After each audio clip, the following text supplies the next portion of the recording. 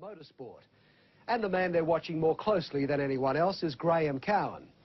When Graham turns on the gas, his Top Fuel dragster rockets down the quarter mile at 473 kilometres per hour.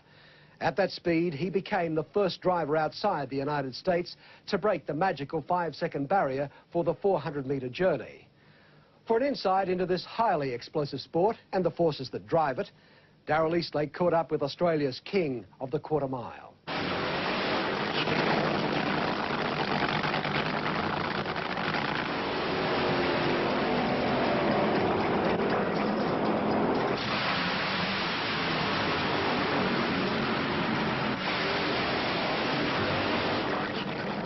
Drag racing, a kaleidoscope of colour, noise, burning rubber, screaming engines, flame-outs as well as flame-ins. It's a greed for speed that lasts for only 5 seconds or better.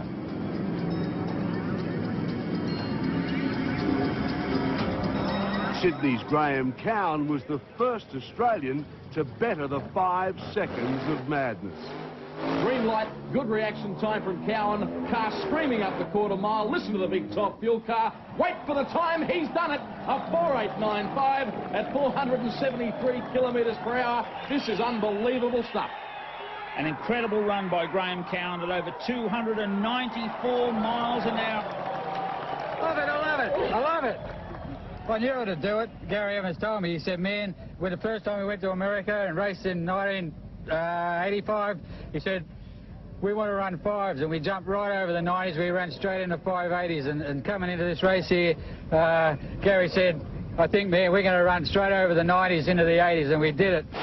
Graham's company name, Rocket Industries, seems appropriate when you consider the very nature of these so-called cars that are really ground-running rockets that were not designed to fly.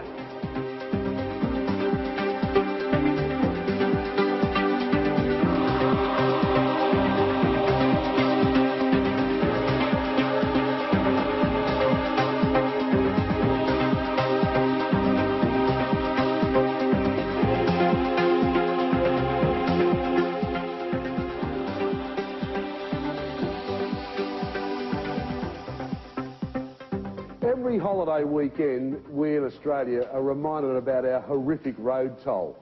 What makes a car like this safer than your average Holden or Ford? Well, for a start, you don't have a wing, this enormous wing that puts all the downforce on these huge rear tyres. Parachute here to pull you up. Look where the engine is, how balanced that is to where the rear end of the car, the tyres.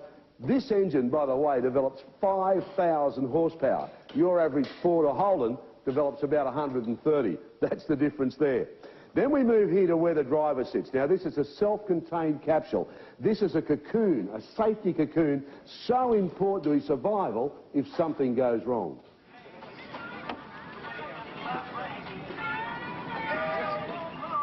Drag racing is very much a team effort. That cockpit or safety capsule is the sole responsibility of Karen Barwell-Cook.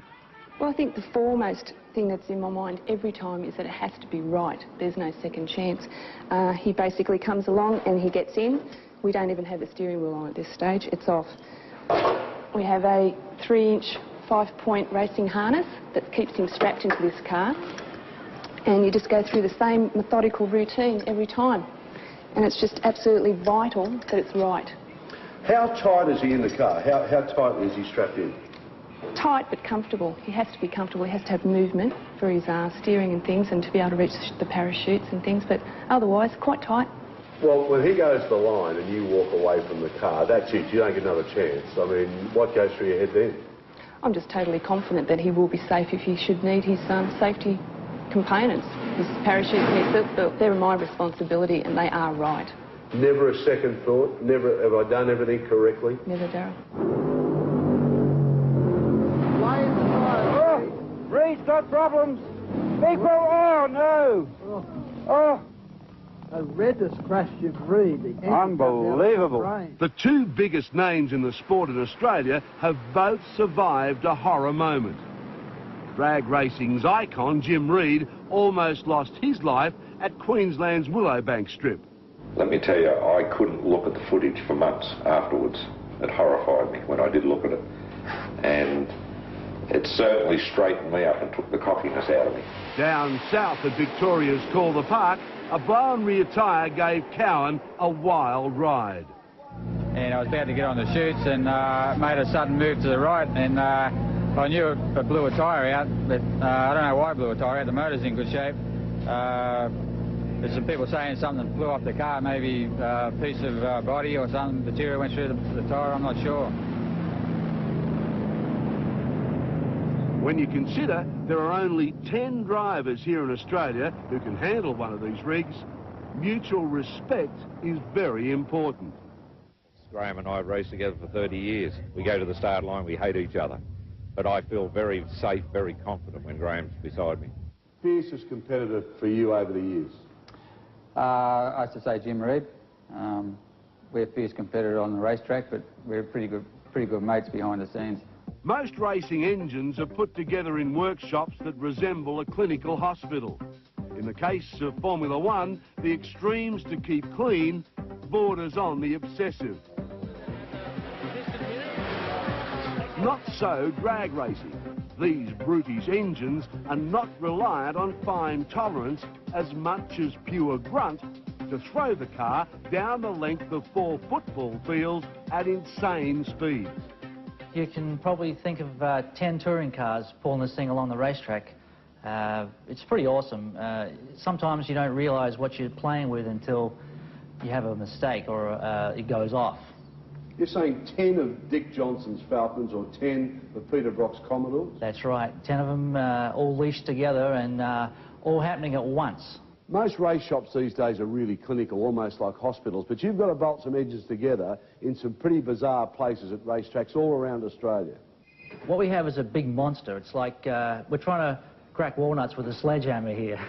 So what we've got to do is just worry about getting the thing back in one piece, and everything's big and brutal. It's not clinical at all. And we've only got to go a quarter of a mile and then we see the thing again, so it's not like you're going to Darwin. What about fuel? How much fuel would this thing use on a run? It'll devour 15 litres of fuel in about 5 seconds, which you couldn't throw over a bucket quicker than that. Commentators talk about the race face a driver wears to the line. It's part of the psyche, part of the pressure that outlines the danger. What I'm actually doing is taking 2 deep breaths before I come into the stage, so it's... and hold my breath and primed. What you're actually seeing is, because I've got these things on, I mean, I'm 50 years old and eyesight's not the best, and sometimes I get a little fogged up, and it always seems like there's always something in your eye at the wrong time. I'm trying to focus on leaving at the correct time. You see a flash of light, leave. It's reaction time. What do you feel going off the line when there's tyre smoke and the noise? Can you hear things? Do you smell things? Do you feel it? You smell the race, you feel the race, the atmosphere, and I mean, you're pumped up to the max, and you want to cut a good light so that you don't get Jimmy Reid or Rochelle beating you down the other end there. I mean, it's important to be on the ball and get off the line as soon as you see that flash of light. All you know is you're going for it and you want to get there first.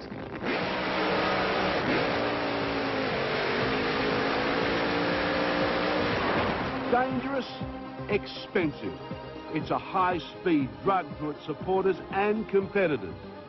Love it or hate it, drag racing attracts motor racing's biggest crowds.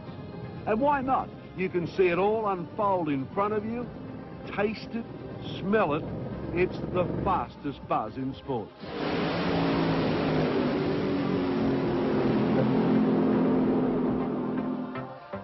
Darrell Eastlake sampling the G-forces with Graham Cowan.